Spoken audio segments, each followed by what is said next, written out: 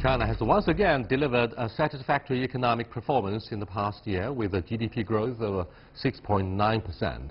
But when we look at our industries from the view of innovation and invention, is our performance as glamorous as our economic data? Consensus was reached during the recent two sessions of Lianghui that in the next stage of development, China will focus more on quality than quantity. And of course, to expect a boost in the technological innovation and a deep pool of talented people are needed. To discuss the competitiveness of talents in China and the way China is pursuing innovation, I'm happy to be joined in the first part of the program by Mr. Wang Huiyao, who is president of the Center for China and Globalization. And in the second half, we'll also be joined by Mr. Ye Chengguang, CEO of Autotech. That's our topic. This is a dialogue. I'm Yang Rui.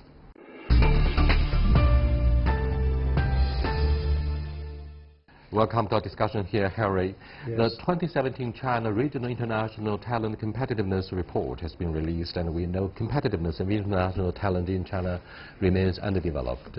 Tell us the challenges. The challenge actually basically are two or three areas. The first is that the quantity of the talent, global talent in China, the number is very small. For example, we have done a study between Silicon Valley and Beijing Zhongguancun, which is compatible, and then each has about 1 million talent, highly skilled people there. But in the Silicon Valley, it's about 30 to 40% of that highly skilled talent are coming from all around the world, whereas in Zhongguancun that was only 1%. And out of that 1%, 70% of this 1% are returnees, overseas Chinese. So purely, really, if you're talking about talent from other countries, is very, very small. So China suffers from the lowest percentage of global population in talent, lowest percentage of foreign students in China. And also, there's also a great regional disparity. For example, in coastal cities like Beijing, Shanghai, and Guangzhou, you have maybe relatively more. But if you go to remote second and third tier cities, that is really very rare. So that's probably challenge number one. Number two is that the talent actually is also China wants to do global the one belt one road and new globalization and building the joint community of the future of the mankind. So there's not enough actually the talent also scattered around the world that has been trained in China. For example, the overseas student is very, very small. And furthermore, I think the other thing that we're not counting, also the talent, the incentives, the system that can really get talent to outperform is not really well established. I think we still need a lot of innovation, need a lot of new scheme, new system, new policies to do that. And so for that, I'm very glad to see China has now on the NPC, CPPC, just passed, they're going to establish a newly established National Bureau of the Immigration, which is, I think, a great incentive to doing that. It's therefore the Chinese equivalent of the British Home Office somehow, which is in charge of immigration.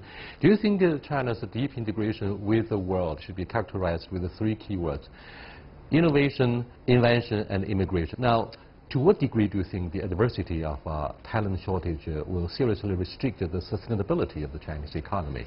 Well, that's right. You're talking about three I's. I think absolutely important, innovation, invention, and immigration. And I think that, for the last 40 years, China has been opening up. We see a goods movement. China is now the best in the world in terms of goods movement and export, import.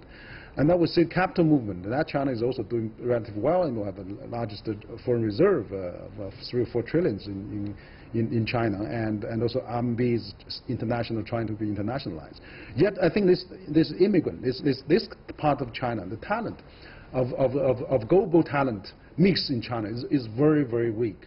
So if you want to do innovation, if you want to do invention, it's a catalyst. You have to have all the culture, all people from all kind of background, all region of the world, particularly from China going to climb the ladder of the innovation. Now we have done the lower end of in manufacturing. Now if you want to be the innovative country, what you really compete is talent. And yet we have really homogeneously, so China, its own trend, or people return China. We don't have enough scientists noble laureates or other international talents. Let's take a second look at why we have so many policy restrictions that prevent more international talented people from coming to China. Obviously, China is one of the dynamic and most lucrative and promising markets among all others in the world. Therefore, we have good reasons to attract professionals to come over.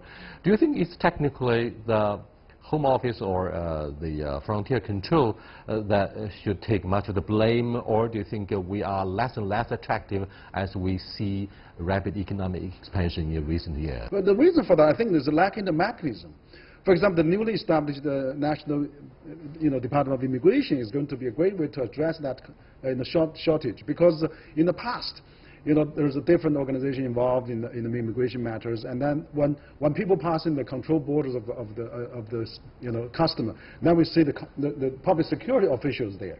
It was giving them not a welcome message. Now they have immigration officials, which is sending a different message. But what's more, I think you have a National Immigration Bureau that can really cultivate, can provide service, can do the training, can do the language, can do the integration, harmonizing, and a host of issues that they can solve, rather than in the past just issuing a visa, which is still needed. But then it's more than that. When you're attracting talents to China, you need more than just a visa. You need a host of services and management and all those support. There's no question about the high salary, rising living standards, and the remarkable improvement of the air quality in first-tier cities such as Beijing in particular. What about other soft but much deeper issues concerning the attractiveness of China? For example, do we have the necessary liberal educational system? That's right. Do we have, the service that can live up to expectations of immigrants whose children could be educated here? That's why I think we are pinning a lot of high hope on this newly established, National Department of Immigration, because that it's more than just a visa issue. It's really, as you said, education. It's kind of a service support, and also the system, that built up to help the, talents or immigrants come in. For example, in Guangzhou, they have a Foreign Service Bureau set up in all the communities, where they help the local foreign resident to learn Chinese, to help them settle down their children, help them to find suitable value chain cooperation. So I think that the experience of Guangzhou, which can be amplified. And China is an embarrassing 24th, way behind second-tier city like Guangzhou in terms of providing the public service to make life easier for expats there. I don't know why. Yeah, that's right. Even though China sometimes, like HSBC said, China is highly paid for some of the talent, but then, the environment for sometimes they still got the hardship allowances. They are already highly paid in terms of foreign posting, but they got a hardship allowance if they position in China. Sounds a little bit embarrassing. That's to right. have hardship allowance. Yeah, which means there's a lot of environment software that we can improve. So I think that these two sections, NPC and the CPP section, actually tackle some of the issues. Like Premier Li said, we should continue to attract foreign talent, including returnees. We should have a green channel for foreigners to go through. Particularly, that they have the central government has really set up this new immigration bureau, which I think we're going to do a lot of help. The absolute and unconditional communist leadership is expected to cover all aspects of the society, including, for example, foreign-funded enterprises.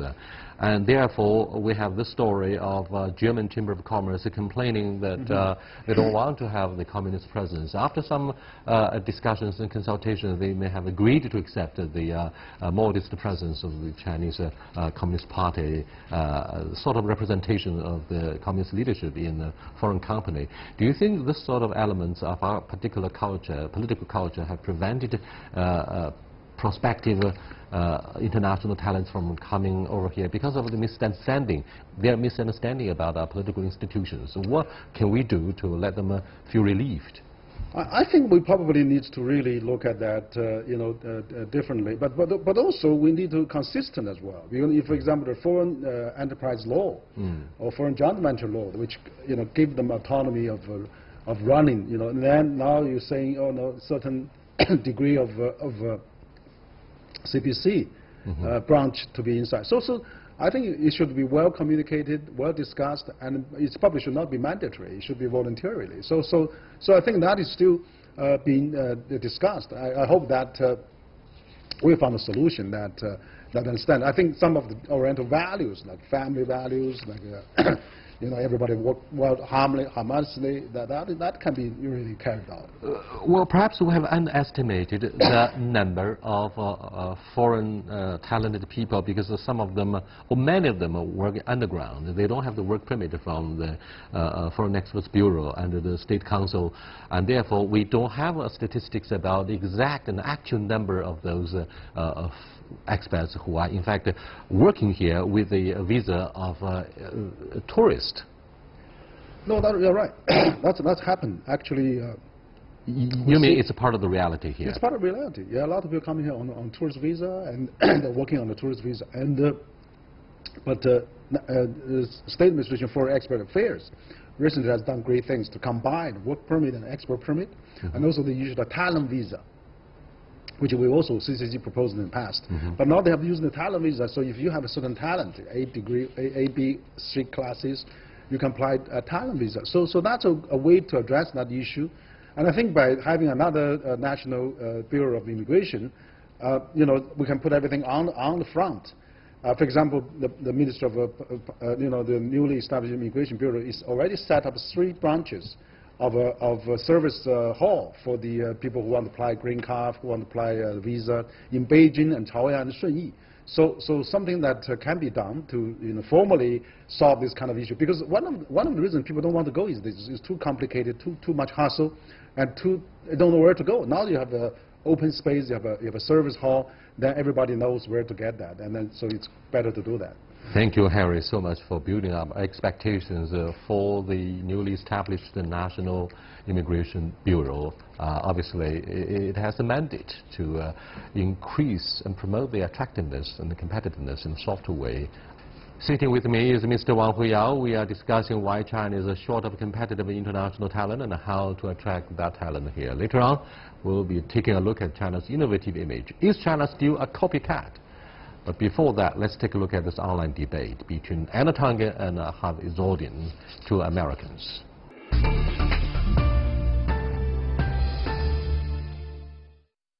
Welcome back. We are very happy to be joined by a newcomer, in fact, an old friend of Dialogue, Mr. Ye Chengguang, CEO of Autotech. We're going to address the issue of innovation and the driving force behind the sustainable development of the Chinese economy. Now, first question goes to Mr. Ye. Basically, innovation could be divided into transformational and progressive. In other words, invention and improvement. Now, when we say copycat or innovator, it's more like invention. For years, China carries the image of being a copycat.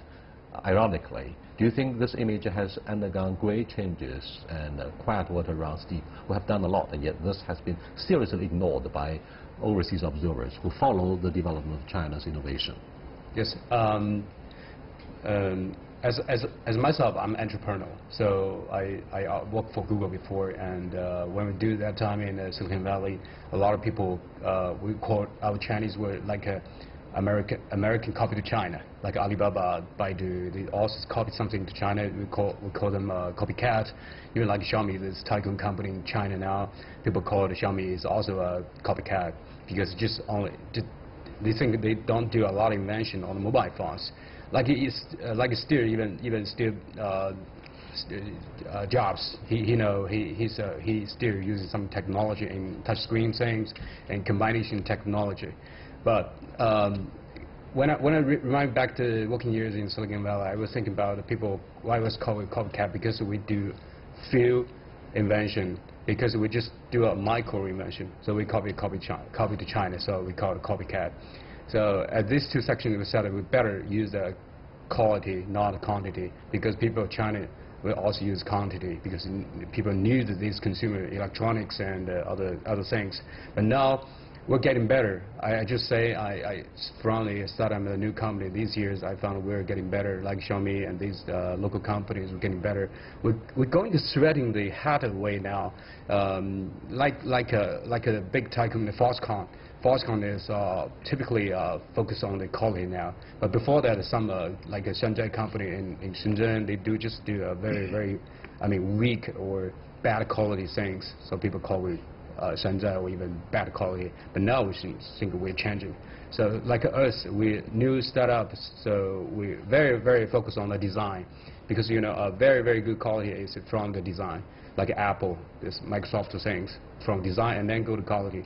And manufacture ability in Shenzhen was getting better because we're doing electronics. So here is yet another perspective which might encourage observers to rethink and re-examine what is called the Shanghai products or China's copycatting image.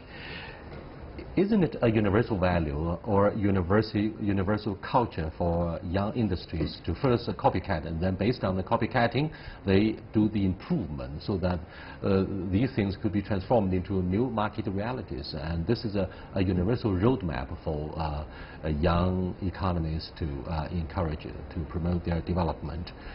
China, on the other hand, boasts of the largest number of patent applications.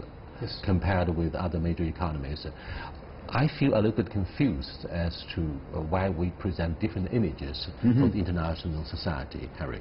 No, I think in the last 40 years, China does go through a stage of gradually learn from each other, many times copy each other, and then and gradually become self-innovative.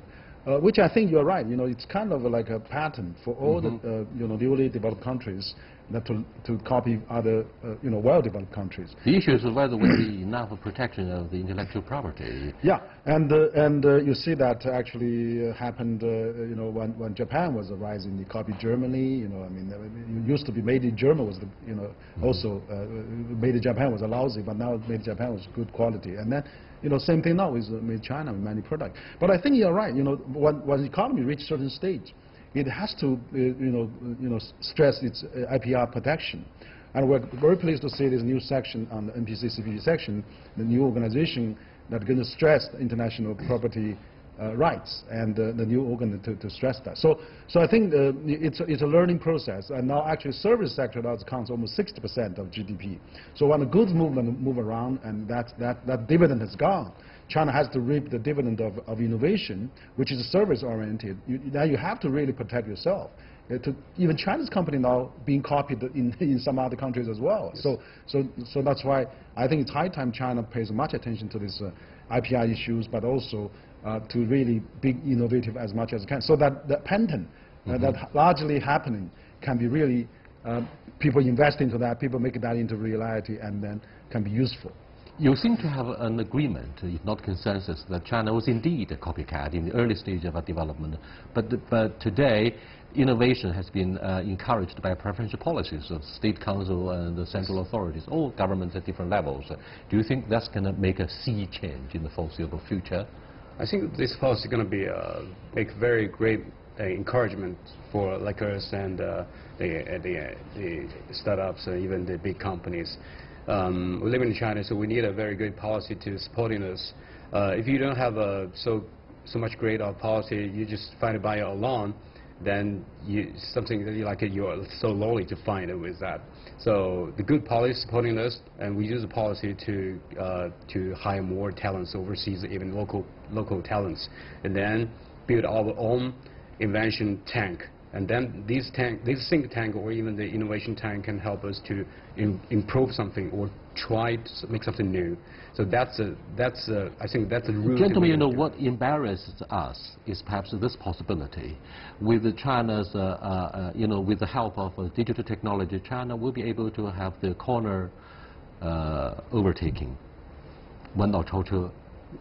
And given the dynamics of the Chinese economy, last year it was 6.5, and this year 6.9. That's a lot as a major economy. Any attempt to export high technology will be stifled because of the fears shared by Western industrial nations that the still use of the high technology will be benefited enormously by a catch-up economy such as China, and therefore they have this fear, they have this obsessive fear that IP theft will help China overtake them. Do you think this haunting specter will be a major obstacle for China's sustainable economic development? Well, I think that there is still a big difference between China and some developed countries, particularly like China and the US. But I think that the gap is minimizing because China now, a lot of Chinese companies now realize that IPR protection not is something for foreign companies. It's their own needs now. they really care a lot. For example, you have a Huawei, you have a ZTE, you have a Xiaomi, you have a Lenovo, all those companies going around the world. Now they have their own IPR issues. So I think even though we may have a difficulty to go to some certain developed countries, but like Xiaomi, like 3 years in India, they'll become #1 largest supplier in India. And also Huawei is in Europe, in Africa.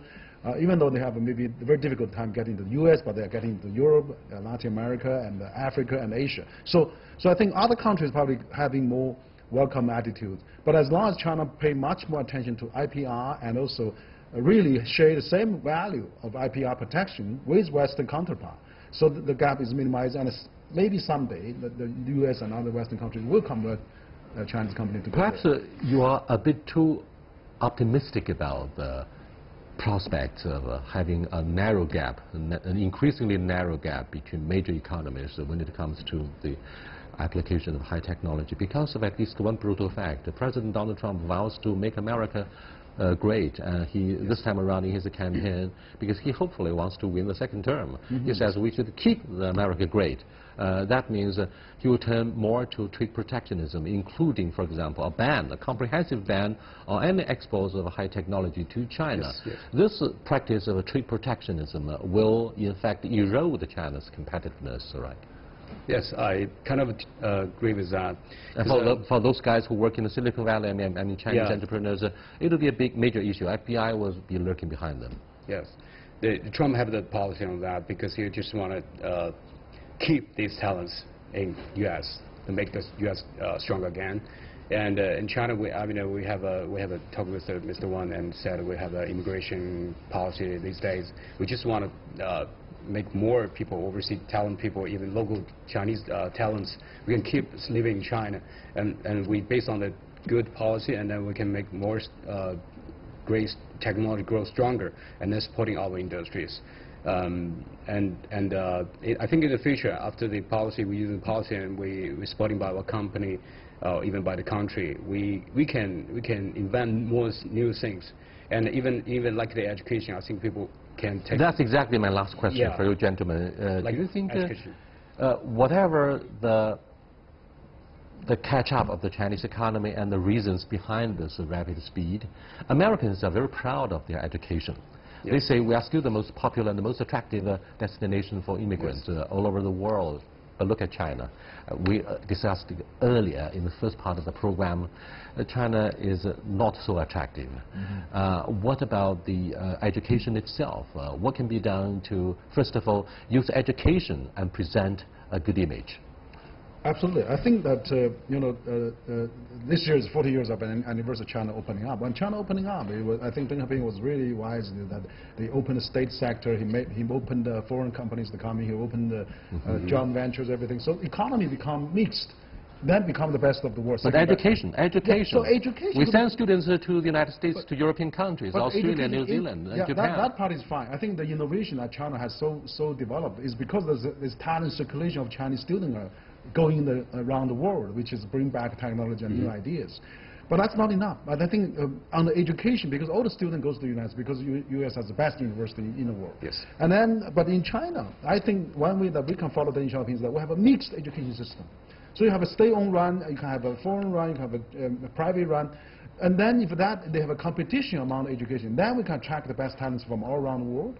And then we can really become, have more talent retained in China, and that will really solve the talent shortages. And that will project the image. And then if education becomes more attractive, then, for example, one by one road country student can come to study in China, and that can be really future business developers in China. So that's very important that have an international education system. Independent critical thinking is said to be the hallmark that shape the competitiveness and soft power. And yet, something that happens recently may worry international observers. Hey, is academic thinking encouraged to have independence? I mean, this sort of things will be key index in shaping the image of China. In this area, do you think we have more optimistic sentiments to share? Well, I think critical thinking is needed, because if you want to be innovative, you have to be critical thinking. Absolutely important. So on the other hand, also we have a consensus building as well, and so you have to combine both well. that can be very, very powerful. But I think, you know, we just can't emphasize this one area, but we need really to do both. So that's why we should have a mixed system rather than just wholly homogeneous Instead of system. having the examination-oriented education, That's right. values of humanity should be encouraged. And that might deserve more serious thinking and calculation before they actually make up their mind to come over. Well, certainly China does have vast potential to attract international talents. I thank you very much for participating in this meaningful dialogue against backdrop of the Liang Hui. I'll see you next time. Goodbye.